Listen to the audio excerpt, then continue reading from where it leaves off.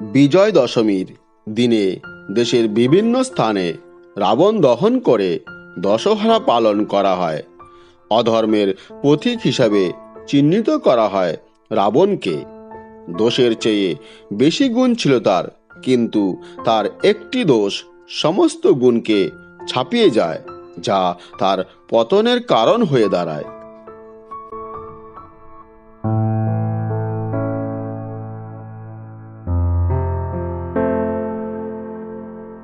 রাবণ এই নামটি মনের মধ্যে একটি নেতিবাচক ভাবমূর্তি গড়ে তোলে। তার মধ্যে লোভ, লালসা, ক্রোধ, অহংকার এবং ক্ষোভের প্রাধান্য দেখা যায়। কিন্তু এর থেকে সরে গিয়ে যদি আমরা রাবণকে অন্যভাবে দেখি, তাহলে দেখতে পাবো যে রাবণ ছিলেন বিদ্বান ও প্রকাণ্ড পণ্ডিত।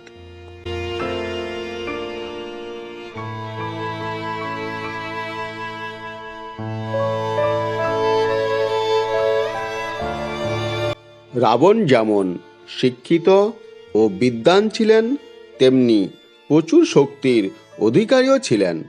তার এই গুণের কারণে তিনি ইচ্ছে করলে দেবলোকের অধিপতি হতে পারতেন, কিন্তু রাবণের একটি দোষেই তার সর্বনাশ ডেকে আনে।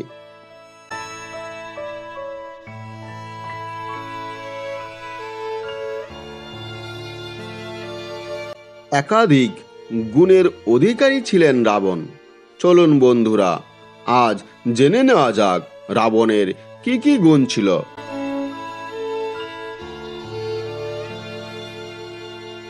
প্রচলিত রয়েছে যে রাবণের মতো জ্ঞানী ও বুদ্ধিদীপ্ত ব্যক্তি আজও পর্যন্ত পৃথিবীতে জন্মগ্রহণ করেনি। রাবণের 10টি মাথা ছিল, যার ফলে তার বুদ্ধিও ছিল প্রচুর।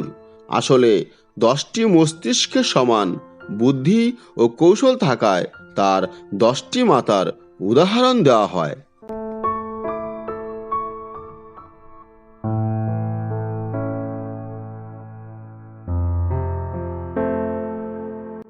সীতার খোঁজে লঙ্কায় পৌঁছে রাবণের শক্তির দ্বারা প্রভাবিত হয়ে পড়েন বজরংবলী। রাবণ সম্পর্কে বজরংবলী বলেন যে, সর্বগুণে যুক্ত এই বীর পুরুষের মধ্যে দেবলোকের অধিপতি হওয়ার সর্বগুণ সম্পন্ন লক্ষণ ছিল, কিন্তু অহংকারী ও অধর্মী হওয়ার কারণে সমস্ত কিছুই তিনি হারিয়ে ফেলেন।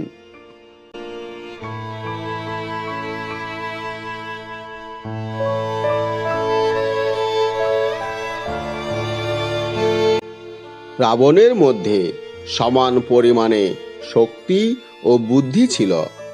একদা নিজের শক্তির অহংকারে রাবণ এতটাই অন্ধ হয়ে যান যে নিজের আরাধ্য দেবতা শিবের নগর কৈলাস পর্বতকে তুলে নেন।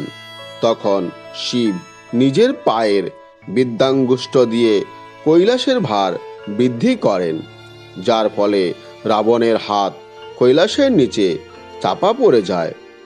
এরপর শিবকে প্রসন্ন করার জন্য তিনি তৎক্ষণাৎ শিব তাণ্ডব স্তোত্রের রচনা করেন। এতে প্রসন্ন হয়ে শিব তাকে আশীর্বাদ দেন।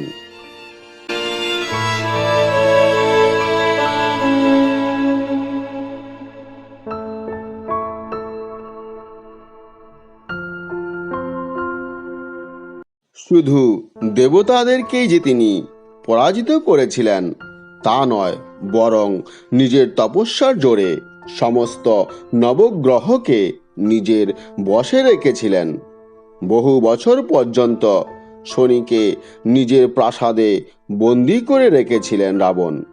সীতার খোঁজে বজরংবলী যখন লঙ্কায় পৌঁছান, তখন তিনি শনিকে মুক্তি দেন।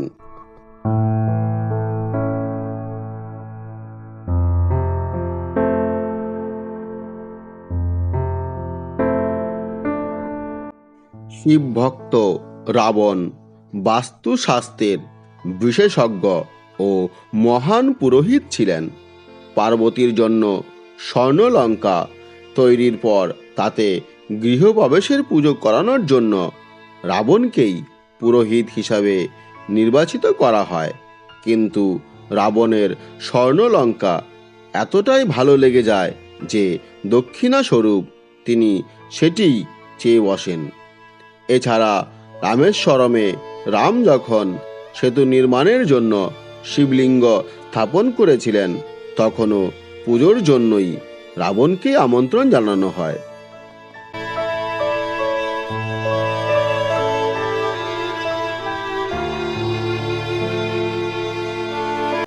রাবণের মধ্যে বিভিন্ন ধরনের অবগুণ ছাড়াও অনেক বড় মাপের জ্যোতিষ, সঙ্গীত, কবিতা ও আয়ুর্বেদের জ্ঞাতা ছিলেন। তন্ত্র মন্ত্রেও সিদ্ধি লাভ করেছিলেন তিনি।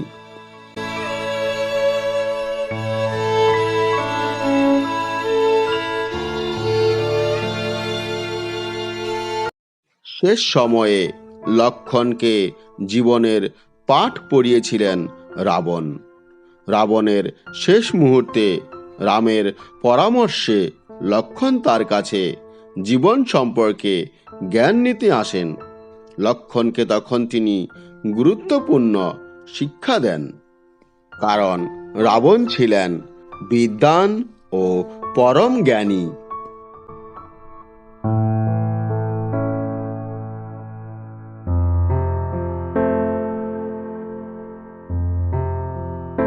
হ্যালো ফ্রেন্ডস, রাবণ সম্পর্কিত এই ভিডিওটি আপনাদের কাছে কেমন লেগেছে?